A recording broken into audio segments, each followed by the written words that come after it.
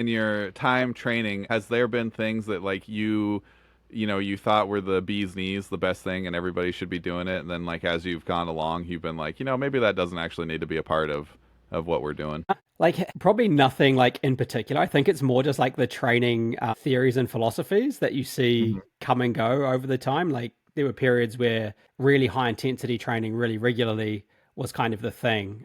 I jumped through a bunch of those really high volume trainings back in the day, like where you would have super high frequency of training. So things like Smolov, where you'd be squatting like 4 days a week. I've Yeah. been there, done that. I've done max squat every day. All of those different aspects of, I guess, training culture, you might call them, that kind of come through. They're a trend for a while. People follow them, and then it kind of cycles out a little bit. But I do think there are pieces that you can take from each of those as you do it. And I think for me, like seeing so many different approaches and ways of doing this training thing, it probably more points out that there's a lot of stuff that works and there's a lot of different things that you can do to get stronger. And so, like, just because someone doesn't train in the way that works for you or for your athletes, that doesn't necessarily make it wrong. Like, West Side conjugate type stuff that can and does work, right?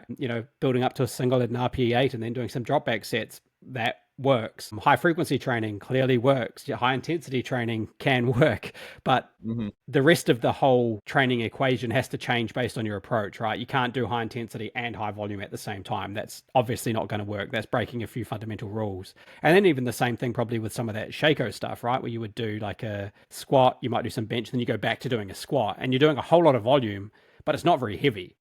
Hmm. So it's kind of like that would probably be the biggest thing to me, just seeing those trends come, be in vogue, and then go out. And it's kind of like, okay, why is this thing a trend? Why is it working right now? And try and learn from that piece rather than just being like, it's a trend. It doesn't, this will be here today, gone tomorrow. But what can you kind of take from that and how can you apply that? And also, I think it's like adding something to your toolbox, right? Like each of those things give you a different training approach you can potentially use for that athlete who isn't getting results doing it whatever way you think is best, right? So I guess it opens you up to continuing to be creative in your approach because you realize that there's 1,000 different ways to do this thing. And just the thing that's popular now, it won't always be popular, but it might work for some people some of the time really, really well. So there's a reason it caught on, right? And that's, I guess, the thing. These things come into vogue because it worked for someone. And this could almost go back to that elite athlete doing something thing, right?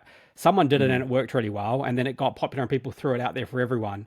But it's kind of like, using the Russian system or the Chinese system where you kind of throw enough people through it. A couple of them are going to work extremely well and they will really take advantage of that training because it works for them. Others will get spat up, spit out and they're gone. But for those who it works for, it works really well. And I think that's a little bit like with these training approaches. There's certain people who get a lot of value from a certain way of training. So when someone tells you this is the best way, take it with a grain of salt, but don't disregard it because there are going to be other people who do actually benefit from that thing. So put it in the back of your mind as an arsenal that if someone's not getting results from what you're doing, is there something different you could try here?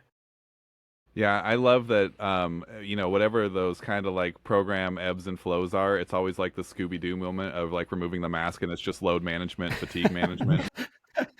Like, how many It's different this, ways can we slice this it's cake? Scooby Doo, but it's the same guy every Yeah, time. yeah. It's like you take it off. Load management. Like, who would have thought that would have been a specificity and variety? Like, it's just the same. It's just a different way of The same. repackaging the same thing, right? And I think Yeah, there's yeah, also yeah, yeah. like the other part that I think we often forget is like what is actually going to be fun to do? What's going to Huh. keep people Yeah. coming back? Because if someone's still lifting 5 years after they start, chances are they're going to be a lot stronger when they started, right? And what they're doing will look completely different, but it may not look completely different because it's necessarily the thing that works. It might look completely different because they were bored of the old thing, and to keep them training and keep them in the gym, they had to change something up, and so now they're doing it this way.